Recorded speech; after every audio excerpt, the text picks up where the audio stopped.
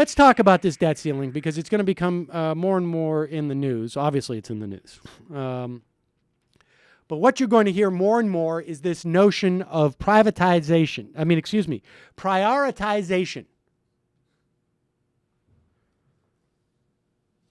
Now, yesterday we told you about Ted Yoho, who said in the Washington Post, I think we have to have that moment where we realize we're going broke, which, of course, is not true. We're not going broke. We still remain, historically, at some of the lowest taxes we've had in 70 years. Still. For upper income, for the wealthy, we have the Clinton tax levels, but we still are at the lowest levels of taxation that we've seen in this country since the 1940s. Maybe before, actually. So we're not going broke as a country. We're just simply not collecting enough revenue. Part of the reason we're also not collecting enough revenue is we're still getting out of a recession, and we haven't primed the pump as we need to be doing. He goes on to say about the debt ceiling, I think personally it would bring stability to the world markets. There is no one short of this guy who is a veterinarian who thinks this is the case. This from the Financial Times the other day. U.S. banks were stocking cash machines with extra funds because of the potential of a debt ceiling breach. Now, one of the talking points that you'll hear from the right is the debt ceiling limit does not mean that we have to default on our obligations to those people holding treasury bonds.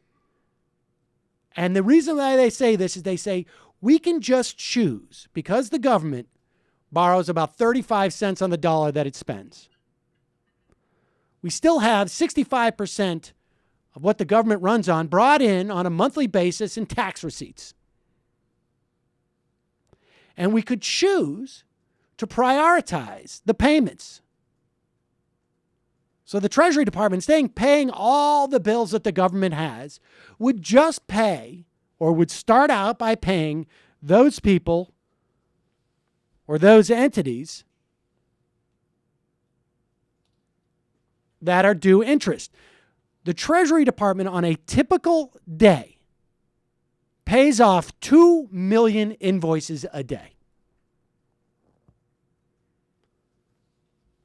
There are two offices which do this.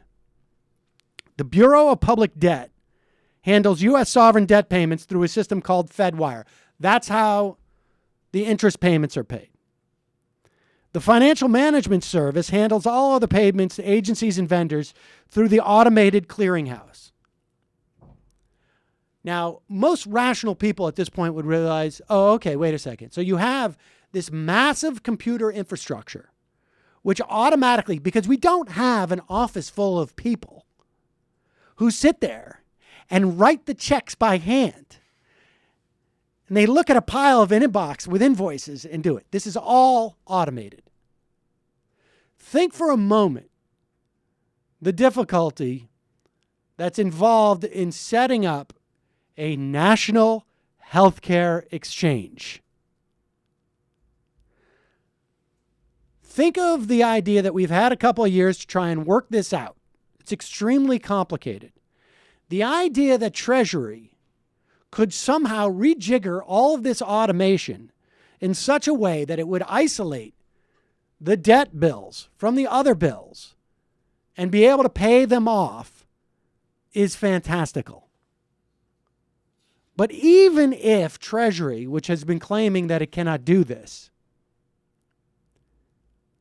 even if they did have the capacity, say, we're just going to use the Bureau of Public Debt. We're going to shut down because these are binary things, right? They don't have the ability to go in there and say rejigger it. If you see the word D in there, pay that one. They can shut it down. It's a binary system. Either the system is on or it's off. They could shut down the Financial Management Service. So all you would be doing is paying off the public debt. Now, the public debt is due, the interest payments are due the 31st of October and the 15th of November. At least the ones that are going to come up closest. Now, first off, it's not clear whether or not it's legal for Treasury to prioritize the payments. The reason is because it's never happened before.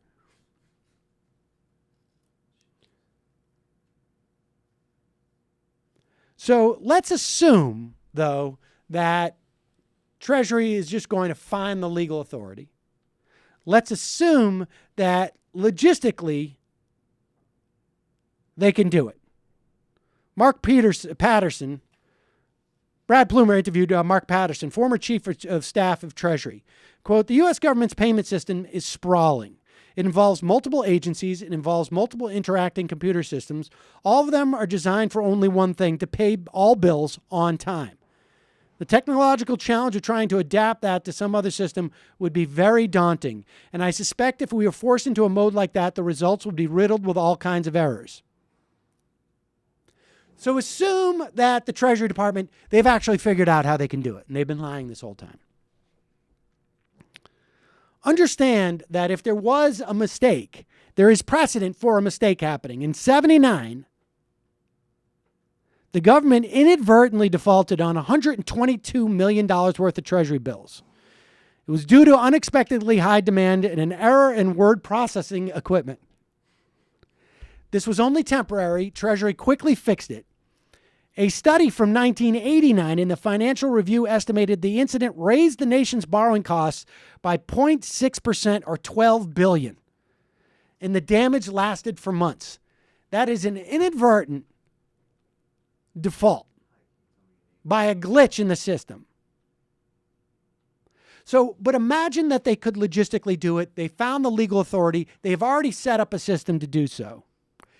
Then what happens is the Treasury stops paying all the other bills.